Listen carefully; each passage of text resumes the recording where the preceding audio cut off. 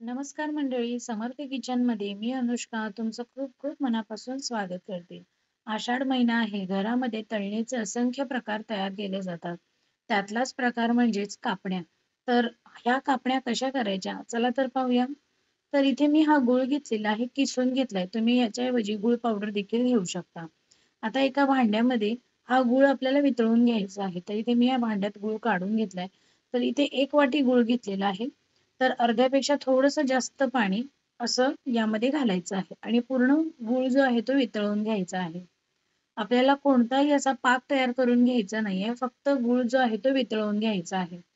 तर अगदी 2 ते 3 मिनिटात गूळ व्यवस्थित वितळला जातो. तर इथे बघा व्यवस्थित असा गूळ जो आहे वितळलेला आहे. आता हे जे गुळाचं पाणी आहे हे गरम आहे, त्यामुळे एकदम गरम पाणी वापरायचं नाहीये आणि हे जे गुळाचं पाणी आहे हे आपल्याला गाळून घ्यायचं आहे. यामुळे काय होतं, गुळामध्ये जर काही कचरा असेल तर तो निघून जातो. तर इथे बघा मी हे गाळून घेतलेलं आहे आणि हे थोडं कोमट झालं की आता एका परातीमध्ये 2.5 कप पीठ घ्यायचं आहे. तर हे मी गव्हाचं पीठ घेतलेलं आहे. यामध्ये अर्धी वाटी बेसन पीठ घालायचं आहे. यानंतर चवीपुरतं मीठ घालायचं. यानंतर बडीशेपची पूड घातलेली आहे. तर मी बडीशेप आधी भाजून घेतली आणि मग मिक्सरला लावून घेतलेली आहे. आता व्यवस्थित असं मिक्स करून घ्यायचं आणि आता यामध्ये आपल्याला कडकडीत तेलाचं मोहन घालायचं आहे. तर इथे बघा मी आता व्यवस्थित मिक्स करून घेतले आणि आता तेलाचं मोहन घातलेलं आहे. तर अंदाजे 1-2 चमचे, मोठे 2 चमचे आहेत. तर गरम आहे तेल, त्यामुळे हळूवारपणे व्यवस्थित असं मिक्स करून घ्यायचं, नाहीतर हाताला भाजू शकतं. तेलाचं मोहन व्यवस्थित बसलंय कसं समजायचं? तर आता हे पिठामध्ये जेव्हा आपण मिक्स करतो, हातात घेतल्यानंतर मुटका होत असेल तर समजायचं व्यवस्थित पीठ तयार झालेलं आहे. तर इथे हे व्यवस्थित मोहन बसलेलं आहे. व्यवस्थित मिक्स करून देखील घेतलंय. आता आपल्याला गुळाचं जे पाणी तयार करून घेतलेलं आहे आपण, ते यामध्ये घालायचं आणि व्यवस्थित असं पीठ मळून घ्यायचं आहे. लागेल तसं थोडं थोडं यामध्ये गुळाचं पाणी घालायचं आणि पीठ मळून घ्यायचं. एकदमच पाणी घालायचं नाही गुळाचं, थोडं थोडं घालायचं आणि व्यवस्थित मळून घ्यायचं. तर इथे बघा मी आधी थोडं घातलं होतं, आता उरलेलं सगळंच गुळाचं पाणी जे आहे ते मी घालत आहे. तर या स्टेजला समजा पीठ मळताना थोडं पाणी जर कमी वाटते तर थोडंसं कोमट पाणी यामध्ये ॲड करू शकता. आता व्यवस्थित अशी कणिक चांगली मळून घ्यायची आहे. जास्त घट्टही नाही आणि जास्त पातळही नाही. आणि छान आहे बघा, मस्त अशी कणिक मळून झालेली आहे. आता तयार केलेल्या कणकेचं छान असे गोळे उंडे करून घ्यायचे आणि व्यवस्थित असं गोल करून घ्यायचं. आता आपण छान असं लाटून घेऊयात. आता लाटताना इथे अजिबात पिठाचा वापर करण्याची आवश्यकता नाही, असेच देखील व्यवस्थित लाटता येतं. अगदी जर वाटत असेल तर थोडासा तेलाचा तुम्ही हात लावून छान असं लाटून घेऊ शकता. तर एक थोडंसं लाटून घ्यायचं. आता थोडं लाटल्यानंतर यावरती आपल्याला खसखस लावायची आहे. तर अशा पद्धतीने जर खसखस लावली तर खसखस बाहेर पडत नाही आणि व्यवस्थित अशी सगळ्या बाजूने छान अशी दिसते. तर इथे मी सगळी खसखस जी आहे ती छान अशी लावून घेतलेली आहे. आता ही खसखस व्यवस्थित चिकटली जावी यासाठी परत लाटण्याने छान असं लाटून घ्यायचं.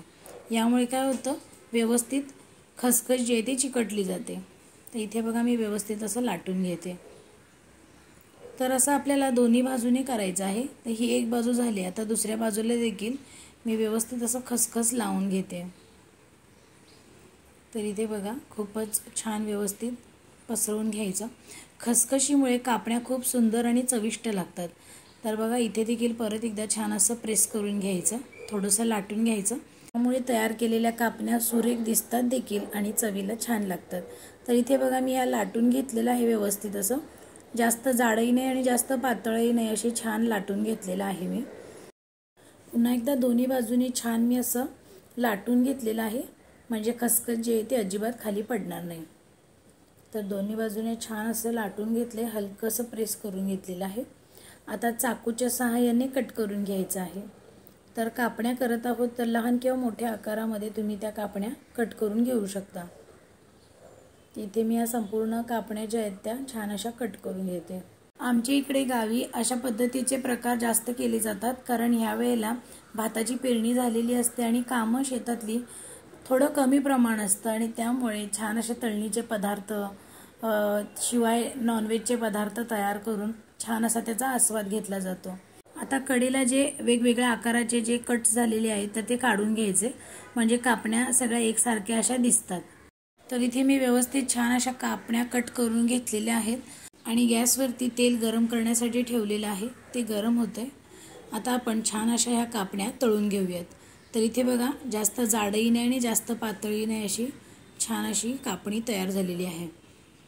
तर इथे तेल गरम झालेलं आहे, हे बघा.